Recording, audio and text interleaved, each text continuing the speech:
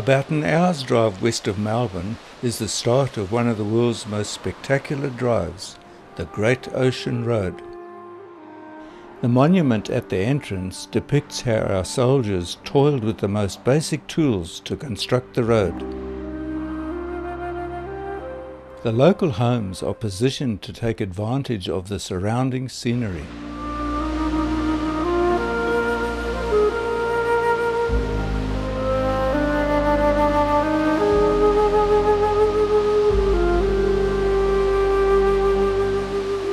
The project commenced in 1918 and was completed in 1932.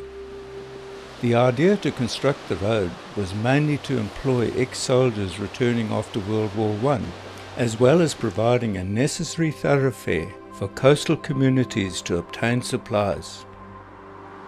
Before the road was built, ships were the only means of transporting supplies.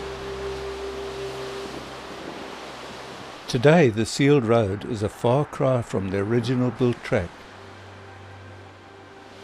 With its close proximity to the sea, it has now become one of the country's favourite scenic drives.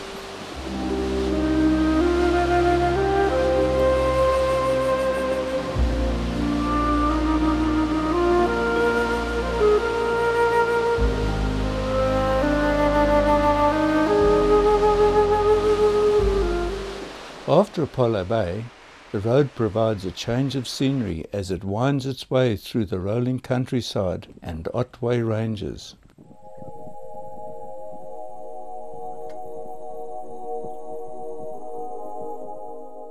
Continuing, the heathland and open woodland gives way to a dense forest and rainforest. This area, once a site of heavy logging, has since recovered to a mass of leafy ferns, moist fungi and moss, thriving in one of the wettest places in the state.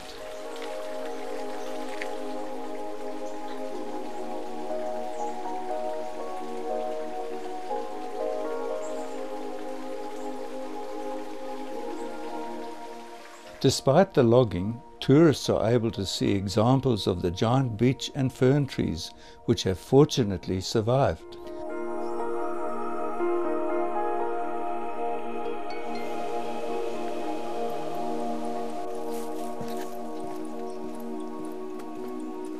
Upon returning to the car, we spotted this echidna, one of the local threatened wildlife species. From the hinterland, this lookout provides wonderful views of the coast and Port Campbell.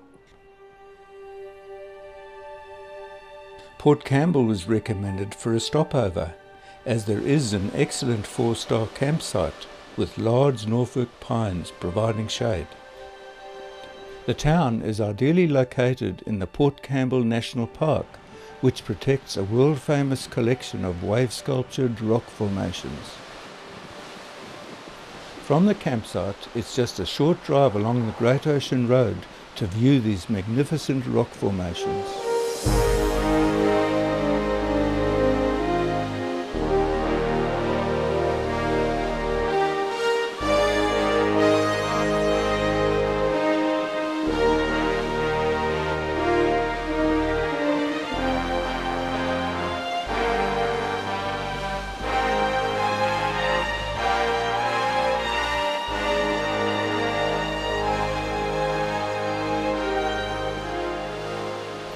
Observing the ocean, one can see how the relentless wave action penetrates the softer limestone at sea level, creating caves which in time become arches.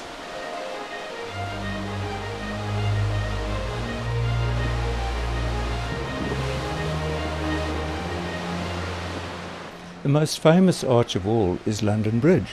When the formation's inner arch collapsed in 1990, 2 tourists became stranded and had to be rescued by helicopter. When arches collapse, the supports become solitary stacks. The continual pounding of the waves cause vertical cracks in the rock to open. Over time, the salt water as well as the elements caused these stacks to reduce into a low platform or reef. The ever-decreasing 12 Apostles is an example of this phenomenon. The magnificence, rugged beauty and tranquility of Lockhart Gorge makes it almost unbelievable that on the 1st of June 1878 it was the site of the most infamous tragedy on this shipwreck coast. For the people on the Lockhart looking forward to landing after months at sea, it was disastrous that the ship struck a reef, breaking up against the cliffs, losing all but 2 of the 54 passengers and crew. The 2 survivors were Eva Carmichael and Tom Pierce. They swam ashore and sheltered in this cave until Tom was able to scale the 30-metre cliff face to obtain help. After recuperating, they both returned to England, with Tom receiving a medal for bravery. A visit to the Great Ocean Road would not be complete without viewing the awesome 12 Apostles from the immense headland lookout. An early start is recommended to secure a vantage point that will allow an uninterrupted view of what should be one of the most spectacular and memorable sunsets to experience. Dusk provides the necessary light to observe some of the ever-changing moods of the 12 Apostles.